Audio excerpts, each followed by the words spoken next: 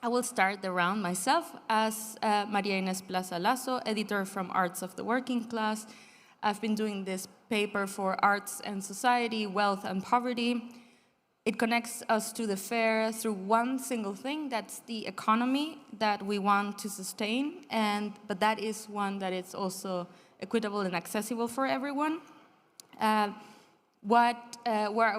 my interests are shifting is how to tackle the questions that we're having today in this round within the institution, as from January 2023, I'll be head of communication and engagement of the Museum of Modern Art in Luxembourg.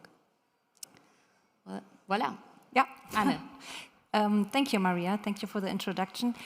My name is Anne. I founded Office Impart together with Johanna in 2018. We are a multidimensional space for contemporary art, and if we were asked if we are a gallery, we say yes too, because we really believe in the role of a gallerist, but we think that the structures could be, a lot. We can work on the structures, what a gallery could mean today, and this is what we're doing on different levels. And we have a space in Berlin, but we are doing projects all over and wherever we are. And of course, we're doing art fairs, but we're doing a lot of digital things because we're also working with a lot of digital artists, and we believe in the changing of the art market and the changing what also comes through the new technologies with blockchain and NFTs. And this is what we are up to. So we are to work with artists who has, like a position to the now, a position in our today, and it could be painting, but it could be also NFTs. Mm-hmm. Thank you. Well, thank you. Well, thank you for having me today as the spokesperson of the Naked Room Kiev, a gallery based in Kiev in Ukraine. Unfortunately, Masha and Lisa, they cannot be here today. They are in Venice currently for last panel of discussions at the Venice Biennial. The Naked Room is representing Ukraine with Pavlo Makov there at the moment. And what do I like to say about the Naked Room? I think a very short introduction about the gallery itself, because the gallery is very young, just as young as your gallery is. Started in 2018, after Masha and Lisa have been working together as a curatorial duo for about 4 years.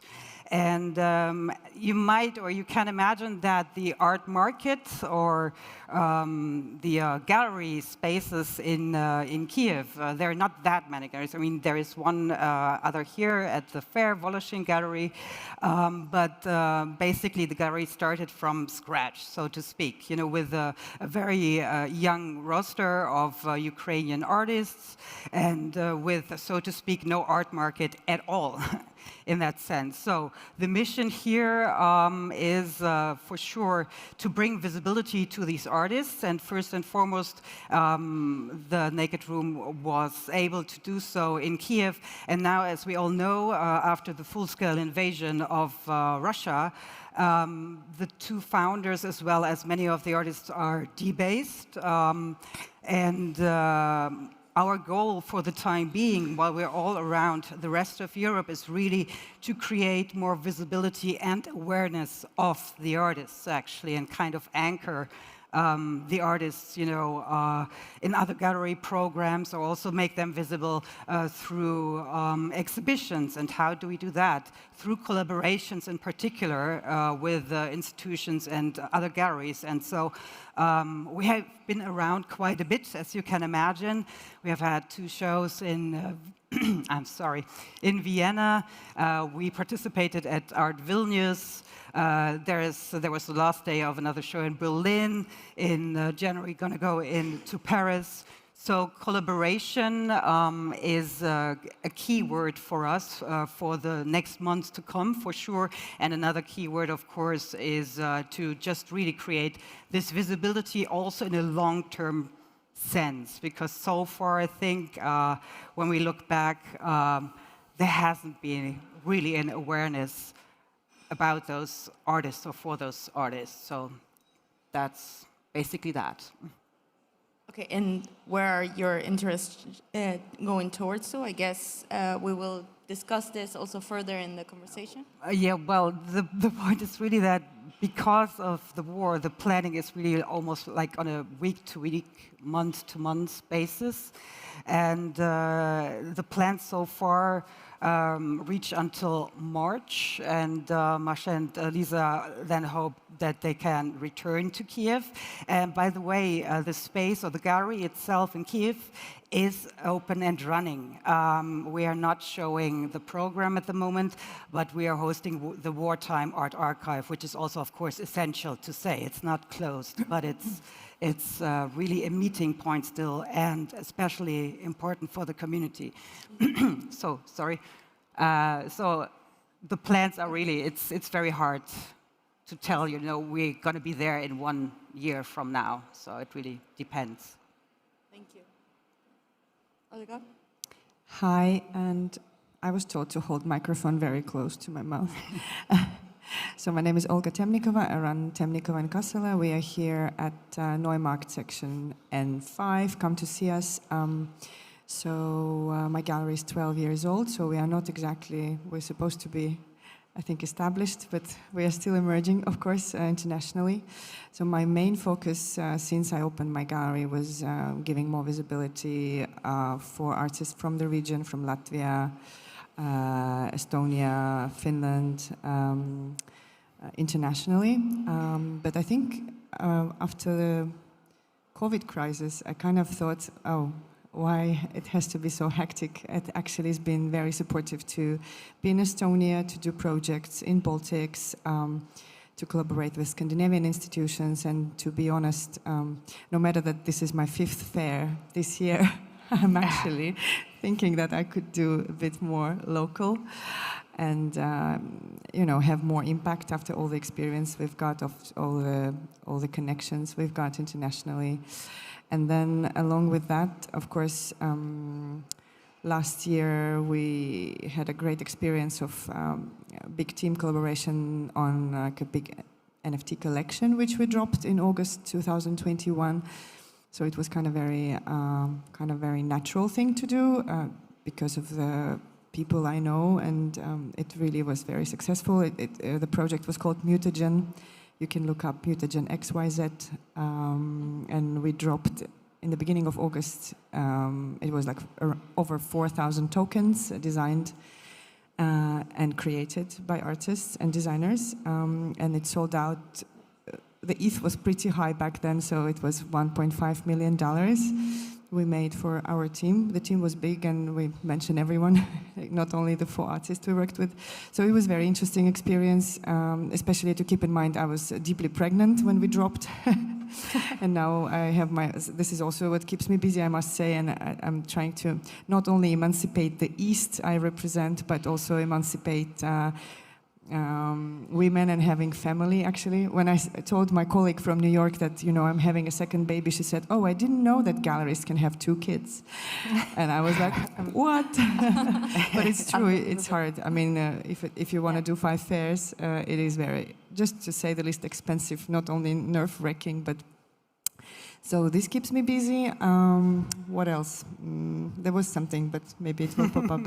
Will come later. Maybe thank you so much for this first notes on where you're standing now, not only here in Cologne, but also in terms of what keeps you busy within the art market. I wanted to start the conversation by looking into pre-pandemic working conditions, to go to post-pandemic state of affairs for each one of you, to end up with a question very clearly on the blockchain and how crypto and the streams of, let's say, other economies and other forms of sustainability have come about and flourished within your work. And since I think you 3 can give certainly 3 completely, but very close, completely different and yet close experiences about it, I would like to start from there. And I would like to start from there because yesterday I heard at the Future of Critique Congress NFT rest in peace. That sounded very polemic, but maybe this is not true, and maybe you could also say where is it still alive, or actually I think it's really the question from which side you're looking on it, because I really believe in digital art. Digital art is it's the same level like painting or sculpture, and of course it will stay. That's no question. It exists since the 50s or 60s, and it develops, of course, with the technology. So this will stay, and if we will sell it in the next 5 years, still like NFTs, I think nobody knows. But digital art will be alive, sure. So, but also looking at NFTs not only as a material of production, but rather a channel of production. How do you see any dichotomies on that happening today, or? Yes, of course, there are a lot of things that changing, and the changings are so fast, and sometimes if you don't look at Twitter every half an hour, so maybe you miss some things, and of course there will be a lot of changing still, but also the blockchain, the idea of blockchain is something what I think will change our world, our art industry, how the artists maybe also do art, how the whole economy will change. I think this has a huge impact, and this is at the moment really, how to say, like maybe for a smaller group of people who really work on it and understand it, but this will come in the future for sure on a much more wider level. Yeah. Olga, from a feminist perspective, what is the present of NFTs? Well, I think when we had our pre-talk, Kate said, is that NFT is like a painting or something, which is supposed to be like dying all the time, and then... Exactly. But, okay, NFT, well, first of all, it's a marketplace, kind of, and then you can call it a medium, and I think it really offers a lot, so... I mean, now it's crypto winter, so it's of course hard to be super optimistic. But I guess it will not go anywhere. It's just yeah. I mean, it's very inspiring community, I think, which is being built. I'm not so sure that flipping as the symbol of the future, which they've been raving about. I'm calling the crypto collectors. They were quite proud of the flipping aspect of this market, and I think now a lot of people understand that flipping is still really bad for any type of market. So this is being reassessed right now. But yeah, I have no doubt. And I mean, I used to work for an auction house in Estonia, say 2005, and usually how the auction would look like. Of course, it had a lot of like impact in educational way, so people would come and buy their first artwork, and it would be very buzzy. It would be like room full of people, stuffy. People like drink their cognac and eating little sandwiches. And just like a couple of months ago, I was passing by one of the auction houses where I'm not connected to anymore, and I see that auction is on and room is empty. 2 people, I'm not lying, 2 people there. And then I see the results, and it's bombastic. It's like sold out. So all these people, there is a new generation who is sitting at home with their sports clothes on and they're buying art. I don't think that for them that matters that much if it's digital or physical, but it's a strongest generational shift right now. We all feel it. And yeah, it's there to stay.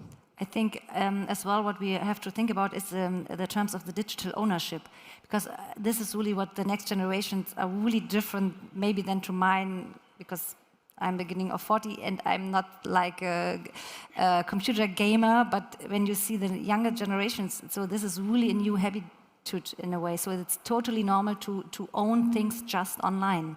And this feeling is also, I felt it myself when we bought our first digital pieces as NFTs.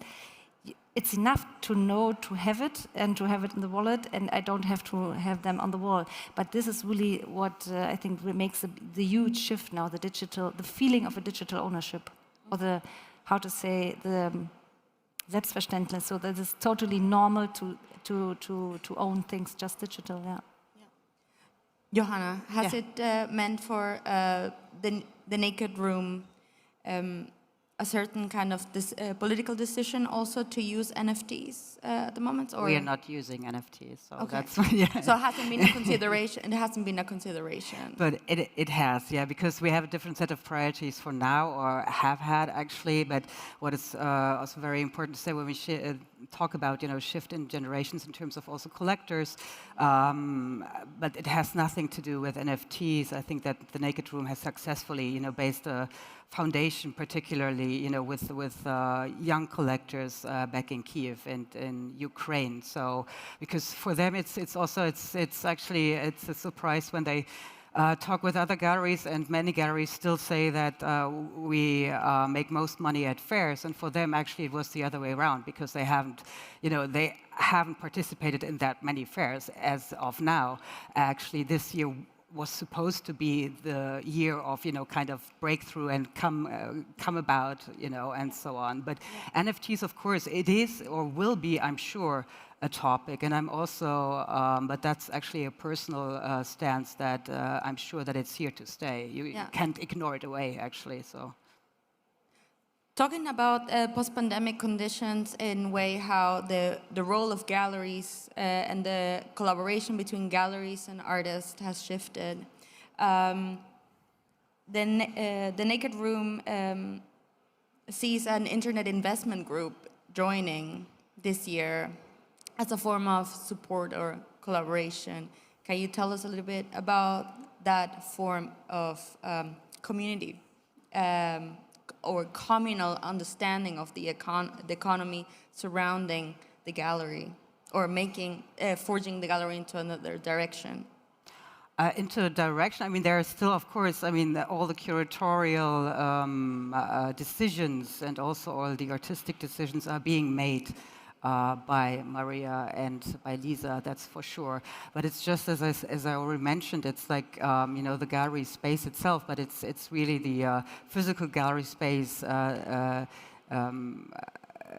was created actually to become like a community center, and I think that it's like the extension of the family, and it's very logical that especially or for younger people and younger also investors or younger partners that they come have that kind of background, and it's very natural to kind of have that kind of partnership, and let's see where it will take us in the future. That's going to be very interesting. But speaking of like collaborations, actually in general, that's also where we just touched upon on Thursday in our prior short discussion, that the openness in terms of like collaboration or collaborative practices, I mean, has been there before the pandemic, but I think that it was accelerated because of the pandemic, and also what we also discussed very briefly was that this has also something to do with a generational shift here, in terms of like the willingness or openness towards different forms of partnerships is there. It's tangible actually in that generation. Also, beyond age groups, our relation to physical space has shifted, whether we want it or not, in different ways. So maybe Anna and Olga, how has the relation to your curatorial and your gallery work shifted? If I can call curatorial work the way you deal with or you work together with the artists in your space, how has it shifted? Also because Office Impart didn't start necessarily with a space. Exactly. So how that physical notion of the exhibition has shifted for you so far? Will you start, Olga? I think we opened the gallery and we didn't have a space, but we did an art fair. That's how it was 12 years ago. But right now, I think our space is quite important, and it was there to stay. We're of course moving all the time, and we are thinking of extending and doing pop-ups and being more fluid. Because I think, like say 10 years ago, when you heard, Sadie Coles is opening in Hong Kong, that would be like, whoa. And now everyone understands it's very flexible. You follow the market, you try new locations, you try new models. I'm not a big fan of real estate in general, like all these like solid extensions, but we are flirting with the idea of doing things a bit differently and getting on the new territories. And of course, I mean, with Instagram and bigger digital impact, we all understand that our program is a bit more present internationally, and of course, like the documentation becomes very important, and we do digitalize our exhibitions quite often when it makes sense. Like some exhibitions are really great to like have in 3D, for instance. Not all of them, but sometimes it just works as photos. So in that sense, yeah, I mean, in general, I think also together with the sad, it's really a bad word, I think not enough, like what's going on between Russia and Ukraine or Russia and Europe right now is also helping, I think, bringing to focus art from those regions. And I think it's I mean, it's really sad that it's happening now, but I'm happy that it's happening, and I'm hoping it's there to stay. I hope we all understand how small Europe is and how we really don't know each other. And I think like Baltic states or all these neighboring countries becoming a buffer between comfortable Central Europe and Russia, how we take this huge pressure and risk on, how it could be appreciated.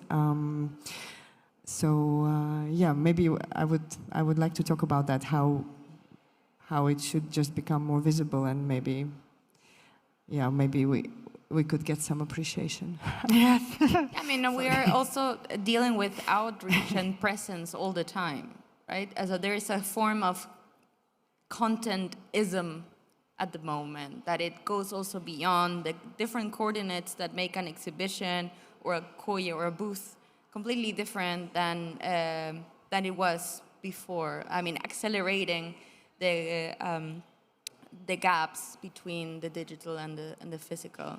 Maybe you can contradict me here, but yeah. Sorry, what do you mean by accelerating the difference, actually, in that sense? Because let's take the Art Cologne as an example. We are in a setting that feels pre-pandemic. It's a space that is curated according the size of the galleries, the program of the gallery, and the different levels. And we see, but the size of the fair has shifted, and also the presence of, let's say, the blockchain or other forms of dealing with the economies, also sustaining the art market as we know it, are not necessarily present. So how to make that visible beyond the very individual channels that are also circulating within and around the fair? I think it needs a little time. I think because it's, of course, I would love to see more digital pieces, but there are a lot of changes happening all over, and we start to think about the changes already, what you say before, really with our founding in 2018, because for us it was really clear. We come from this traditional art market. We worked before over 10 years in it, and it was clear that we really believe in the role of a gallerist as a mediator in between all the different actors in the art market, but I don't necessarily have to do it in the same structures as everybody else. And so we started without a space. We started with Instagram. It took us a year to have a website. And we do shows wherever, and we build up a newsletter where we do every week. We send out recommendations to other shows and projects, because we really believe in community. We believe in collaboration and bringing networks together. And I think this was really hard in the first 1.5 years to explain that we are a gallery but without a space, and that we are doing things differently, but still we are not an online gallery. So it was really hard. Then it was Corona came, and the people came to us and said, this is what you mean when you are talking about digital things and seeing. And I was like, yes, exactly. This is what we believe in, and that you can break up some structures and borders, and that you can still be a gallery doing shows, working with artists, but not always in this kind of same in the same ways. And I think all of the roles changed around us. The role of the artist is different than 5 years before or 10 years before, because they are also visible, they are so reachable for everybody. And of course, this level between a gallerist and an artist is a different one, like what the relation between each other. And this is cool. But it takes, of course, time to that everybody accepts this, everybody feels it, everybody find new ways to work with it. And when we see it now here, there's not really maybe 2 digital or maybe 5 digital artists on the whole fair. And it's a way to build the bridges, and this is something what we also try to work on for the future, and we will talk maybe later on it. This is what we really see our role, and we are the mediators, and it needs to be, these people are needed to, the crypto world also is very open, and they want, of course, also to be shown, they want to be contextualized, they want to be shown in museums, but they are in a way also very close, and they also have to build up their world, and so this is, it takes time, I think. But isn't it ironic that it takes time in times of acceleration?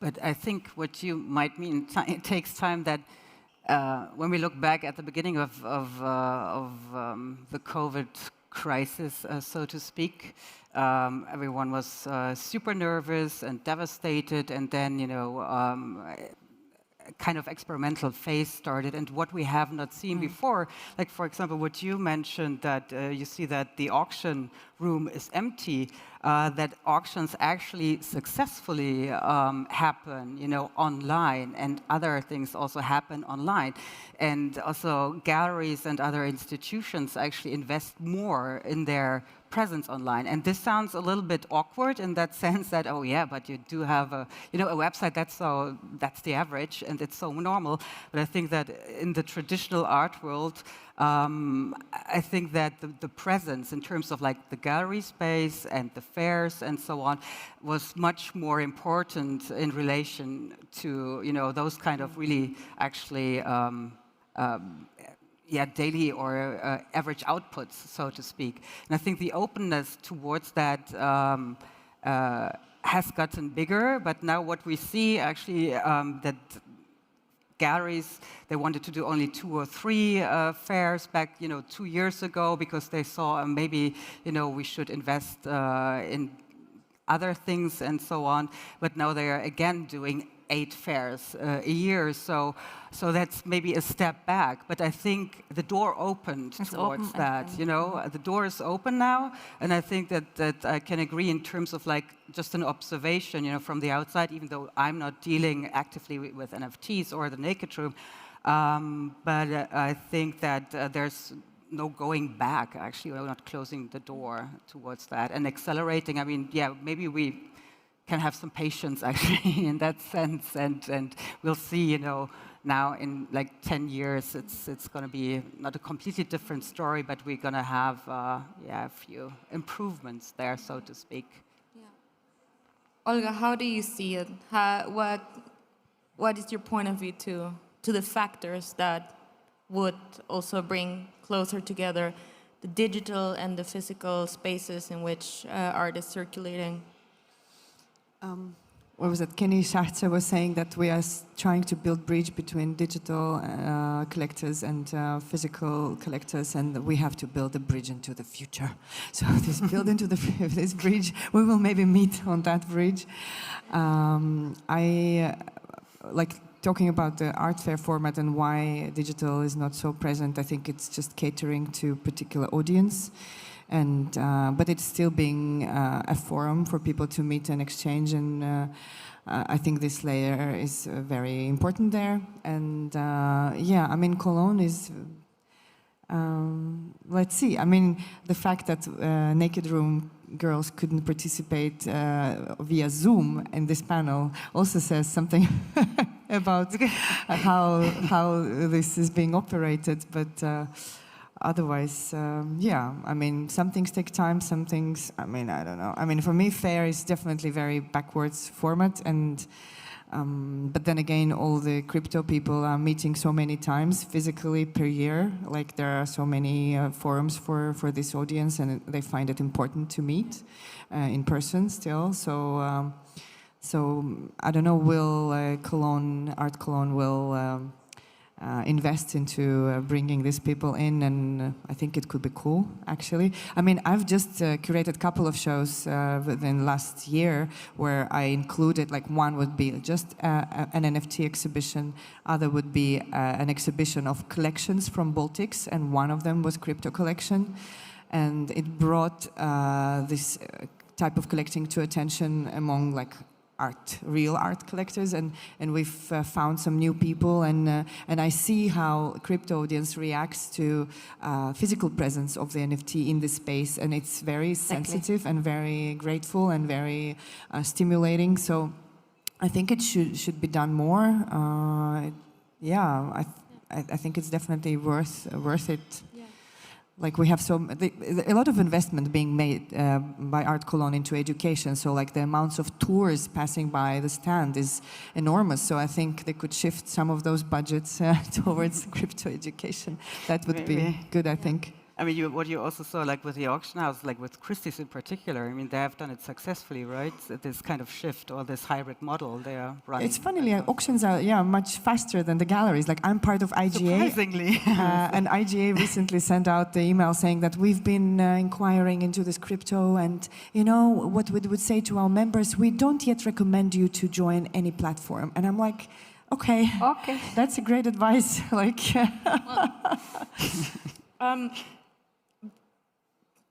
point aside that the marketing of Christie's is unbeatable, not only as an auction house, but also in creating this kind of icons or maybe tokenization of art, of the artworks themselves. Would be interesting to. I would like to jump actually to a rather more pressing topic, and that would be the term crisis, that it's also on the top of our heads, literally, and look into this binary logic of the digital, the physical, and to look at the let's say into a bridge to the present, and that would be to see the impossibility of keep on dealing with art fairs or the placement of galleries the same way as we are looking at them now, and at the same time the necessity to keep on going for a market that is sustaining thousands of lives, even though it's still a significantly small bubble. I would like to ask you, how do you see yourself dealing with that shift beyond the time that it will take to come to a certain point, the kind of compromises that are being taken? What measurements would you desire to be taken for this the shifts to be more clear, let's say, clear in the meaning that if political incidents or political responsibility is not only presented, let's say, peripheral to the booth, like, for example, the work of Lesia Komenko being presented here as a sign of, not only solidarity, but also consciousness about the war in Ukraine.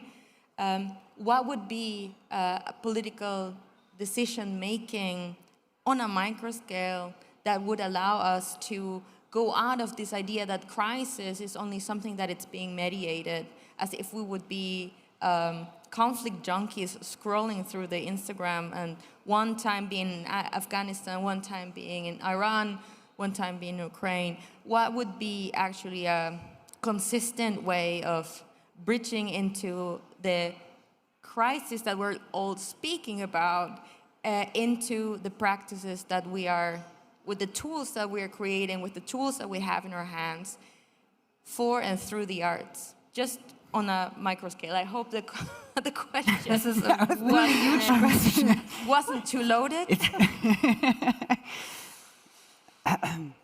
Olga. I think it's really a huge question, and of course everybody has a daily life, and I think everybody from us try to do best of it and be aware what's happening. And of course, you are working with the artist as we try to do, working with artists who has as I said, a position to the now. And of course, you are showing you're discussing a lot, you're showing the art, and of course there are other topics around like sustainability in the art world. So like we are part of a group called GCC, Gallery Climate Coalition, which was founded in London, and we are talking a lot about what could every gallery do to work on this topic, to reduce the CO2 emission or whatever. And it's not so easy because, of course, you have to be in the market and you have to work and you have to travel, but still there are things what you can do and to be aware of it. And this is what we try. But of course, it's I think the best thing is to be aware, to try to do the things as much as you can, and to work with people and to be open. And in the end, I think, and we feel this, if you have no crisis as a company, you do something wrong. So I really believe in crisis. You know, not the huge one, but like to work on yourself, to be aware, to change, to be open, and to go further. Yeah, not to stop, actually. That's that. I mean, for us, or for the Naked Room, it's also a mode of survival in that sense, or survival of culture, also creating, space or being visible, actually, being not forgotten, so to speak. It's like a basic, not instinct, but really a necessity, actually. So, and this is really something we are going, of course, to push forward, not stopping with this, and also in daily life. Well, for me, I think it's all about, like, the contemporary tools give us opportunity to meet digitally and so on. Like, so being part of IGA was quite inspiring, because galleries, thinking galleries, active galleries, smart galleries can get together in their free time and actually think about where we are with the market, with a state of arts, and what can be done. So I think the main thing is that we have to keep this dialogue going, and this could take us to the future. I want art to be, and it should have been, and that's how we position ourselves throughout ages, that we are like sort of better version of society. Like we try to do our research, we try to open up some painful areas, and I think it's been quite like, due to market being so prevalent, due to lack of dialogue, due to lack of actually knowing each other. Like, once, me coming from Eastern Europe, I would still say I was like named by a British gallery, I was named white supremacist. Like, once when I mentioned that, oh, I didn't know that this is an artist of color, because I just saw the works, and we were talking, and she's like, well, you're white supremacist, that's why you don't know. And I'm like, oh, okay, so I'm coming from Eastern Europe. Yes, thank you. Very interesting. And the same, like, superficial situations were like showing up when we started doing NFTs. So like, somehow all of artists were suddenly specialists on the ecological impact of crypto, and no one was actually trying to figure out like how blockchain works, and if we really add up, and maybe Instagram could be even worse for the ecology, then, well, thank God there is Ethereum too now, so it's like, question is off, but it's been like so superficial. And I mean, we really have to, and again, we just really have to hear all the parts of all the conflicts, and get together and show example for the people. And this is what I think will bring us to the future. And thank God we've got Zoom and other good tools. So let's keep on talking and analyzing. And let's not give that much power to art fairs as well. We are like, this is just an art fair. We are discussing like, oh, why Art Cologne is not, I mean, what? So, but there is so much more than that. Well, to celebration, there is always criticality. So thank you all so much for this small but consistent insights into your current practices. I would like to open maybe to the public if there are any remarks or questions before we give space to the ADKV prize ceremony coming up. It has been a cozy 45 minutes. Thank you so much, Anne, Johanna, and Olga for this conversation. Thank you. And all the best to you. Thank you very much. Thanks.